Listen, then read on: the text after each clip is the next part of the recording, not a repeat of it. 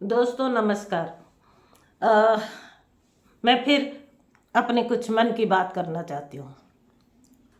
मैं कोशिश कर रही हूँ अपनी एक न्यूज़ चैनल ओपन करने की, प्रयास जारी है। देखते हैं ऊपर वाले की अगर कृपा रही तो बहुत जल्द शुरू कर पाऊँगी, और आप लोगों का सहयोग मिलता रहा तो चल पड़ेगा।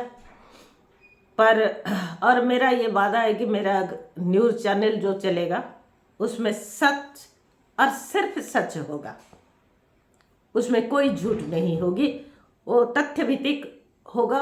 और कभी अगर कोई झूठ उसमें पाया जाएगा तो मैं अपना जो उसको सुधार करने में कभी पीछे नहीं हटूंगी अगर किसी वजह से।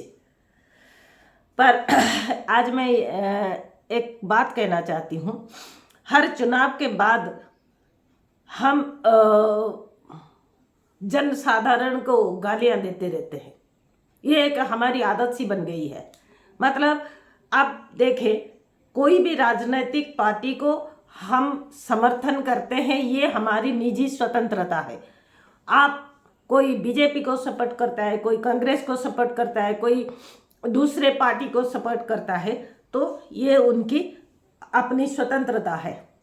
हाँ, जब चुनाव होते हैं, चाहे जनरल इलेक्शन हो, चाहे असेंबली इलेक्शन हो, विधानसभा का हो या फिर लोकसभा का हो,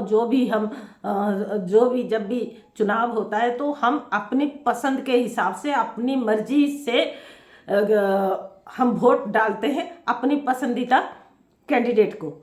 तो अगर वो जीतता है, हारता है, क्या होता है, ये तो हम एक वोट से तो कोई हार जीत का तय नहीं होता। तो ऐसे में अगर हमारे कैंडिडेट हार जाता है तो हम दूसरे कैंडिडेट को गालियां देना, तथाकथित आक्षेप करना शुरू कर देते हैं। अब हाल ही में 4-5 राज्यों में जो विधानसभा इलेक्शन हुआ राजस्थान, छत्तीसगढ़, तेलंगाना और मध्य प्रदेश का जो चुनाव हुआ, परिणाम कुछ लोगों की आशा के विपरीत हुआ। तो तेलंगाना में कांग्रेस आई, तो राजस्थान, छत्तीसगढ़ में कांग्रेस की सरकार थी, चली गई, बीजेपी आ गई। मध्य प्रदेश में बीजेपी की सरकार थी, बीजेपी रह गई। तो ये उनकी राजनीतिक कुशलता है। अगर मध्य प्रदेश में बीजेपी की सरकार थी और वो अपनी सरकार बचाने में कामयाब हुए, तो ये उनकी राजनीतिक कुशलता है। राजस्थान और छत्तीसगढ़ में कांग्रेस की सरकार थी पर वो बचा नहीं पाए, ये उनकी राजनीतिक विफलता है। वो अपनी सरकार बचाने में नाकाम रहे। उसमें तो उन्होंने, मध्य प्रदेश में बीजेपी की जो सरकार है वो अपने जनसाधारण के लिए कई स्कीम, कई योजनाएं किए हैं। राजस्थान में कांग्रेस की सरकार भी उनकी राज्यवासियों के लिए कुछ काम किए हैं। छत्तीसगढ़ में वाघेला जी उनके राज्य के लिए भी कुछ काम किए हैं। पर वो काम अगर अपने जनसाधारण को समझ में नहीं आया, या फिर वो लोग उसको उसके बदले, मतलब वो सारा योजना का लाभ उठाने के बाद भी अगर वो चाहने लगे कि वो हम दूसरे पार्टी को वोट करेंगे, तो वोट किए होंगे। या फिर ये लोग बचाने में नाकामयाब रहे, अपने लोगों को समझाने में नाकामयाब रहे, और राजनीतिक और खेल में हार जीत चलती रहती है। 50-60 साल कांग्रेस की राज रही, तो उसमें भी लोग कांग्रेस को कोसते थे और कुछ प्रशंसा भी करते थे। कांग्रेस की काफ़ी योगदान रही इस देश के लिए, ये मैं भी मानती हूँ। पर एक महान नेता बिजू पटनायक जी, मैं उड़ीसा से आती हूँ, एक महान नेता बिजू पटनायक जी, जो स्वाधीनता संग्राम में उनकी सहयोग, उनकी योगदान तो अतुलनीय है, पर उनको कोई याद नहीं करता। और अभी पिछले 25 साल से नवीन जी, उनके बिजू पटनायक जी की बेटे हैं नवीन पटनायक जी, हम उड़िया लोग उनको अपना बाप मानते हैं, उनको भगवान मानते हैं। और हर चुनाव के हर 5 साल में एक चुनाव आता है, पर नवीन पटनायक जी जीत जाते हैं। कैसे जीत जाते हैं? वो अपनी सरकार बचाने में कामयाब है, क्योंकि वो जो योजनाएं लोगों के लिए, शायद ऐसा कोई आज के तारीख में भारत में शायद ऐसा कोई नेता हो जो नवीन पटनायक जी जैसे निस्वार्थी हो और काम वो सिर्फ अपनी जनता के लिए करते हो, तो बार बार वही चुने जाते हैं। अगला इलेक्शन में मेरा दावा है कि 2024 में भी नवीन पटनायक जी की सरकार होगी। क्यों हम बोल पाते हैं? क्योंकि उन्होंने जो योजनाएं किए हैं, उड़ीसा में इतनी तरक्की किए हैं, और वो तरक्की हम भोग रहे हैं, हम मतलब एंजॉय कर रहे हैं, हम उसमें जी रहे हैं, हम खुश हैं। तो एक इंसान, एक बाप जब अपने बच्चों को इतना खुशी देता है, इतना खुशहाली देता है, अपने परिवार को इतना सपोर्ट करता है, चाहे तूफान दर तूफान आया हो, इतनी विभत्सता तूफान फनी में आया, फाइलिन में आया, इतनी तेज तूफान में भी बिना केंद्र की सहायता के नवीन पटनायक जी ने जो लोगों के लिए किए, और बाकी जो सालों साल करते आ रहे हैं, वो लोगों को समझा पा रहे और लोग उनको प्यार करते हैं। इसीलिए उनको चुनाव दर चुनाव आते हैं, लोकतांत्रिक जो तरीके से चुनाव होता है, पर हर बार नवीन पटनायक जी जीत जाते हैं। तो यहाँ तो ऐसे तो कोई बात नहीं है।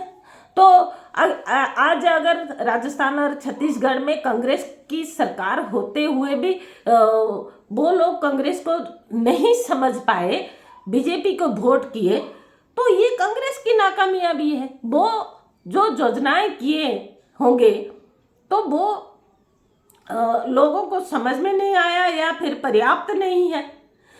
और मध्य प्रदेश में जो सरकार बीजेपी की थी, तो फिर से बीजेपी आई, मतलब बीजेपी की जो वहाँ मध्य प्रदेश में योजनाएं जो लोगों के लिए है, लोगों को अच्छा लगता होगा।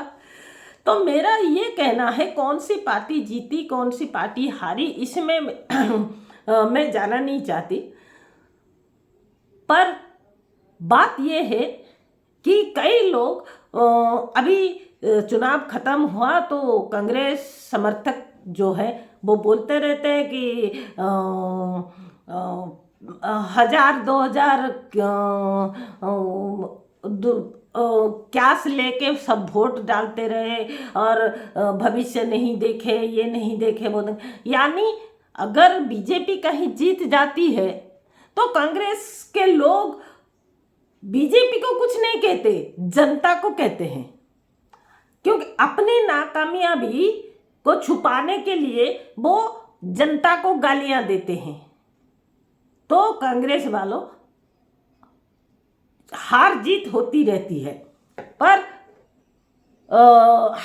किसी राज्य में अगर तुम्हारी सरकार हार जाती है, ये तुम्हारी नाकामयाबी है। तो अगले चुनाव कैसे जीतोगे उसकी तैयारी करो, क्योंकि चुनाव जीतने के लिए जिन जनताओं को तुम गालियां देते हो, पैसा लेकर वोट डालते हैं, जो आरोप तुम लगाते हो ना, अगली बार उन्हीं के दरवाजे पर तुम जाओगे वोट मांगने के लिए और हाथ जोड़कर कहोगे कि हमें वोट दे दीजिए ताकि हम सरकार बना के आपको स्वर्ग में पहुंचा देंगे। ये बात आप कहने लगोगे। तो हर चुनाव के बाद, चाहे बीजेपी जीती हो चाहे कांग्रेस जीती हो, तो जनता को गालियां क्यों देते रहते हो समर्थकों? तो मुझे कोई फर्क नहीं पड़ता कि कौन सी पार्टी जीती है, कौन सी पार्टी हारी है, और सरकार सब अपने अपने हिसाब से चलाते हैं। कोई लोगों के लिए भलाई करता है, कोई महंगाई बढ़ा देता है, कोई महंगाई घटा देता है, या फिर कोई बैलेंस करके चलाता, मतलब संतुलित सरकार चलाती है वो अपने अपने हिसाब से। और जो कहते हैं ना, समय के हिसाब से वो अपने अपने काम करते रहते हैं। और कोई दूध के धुले नहीं होते हैं, सब अपने फायदे के हिसाब से योजनाएं जो भी करते हैं ना, अपने फायदे के हिसाब से करते हैं। हाँ, महंगाई बढ़ी है जरूर, इन 10 साल में महंगाई बढ़ी है। तो राजनीतिक जो टक्कर है पार्टियों में, वो तो जनता को एक जो दिखती है, अंदर खाने में तो वो है नहीं।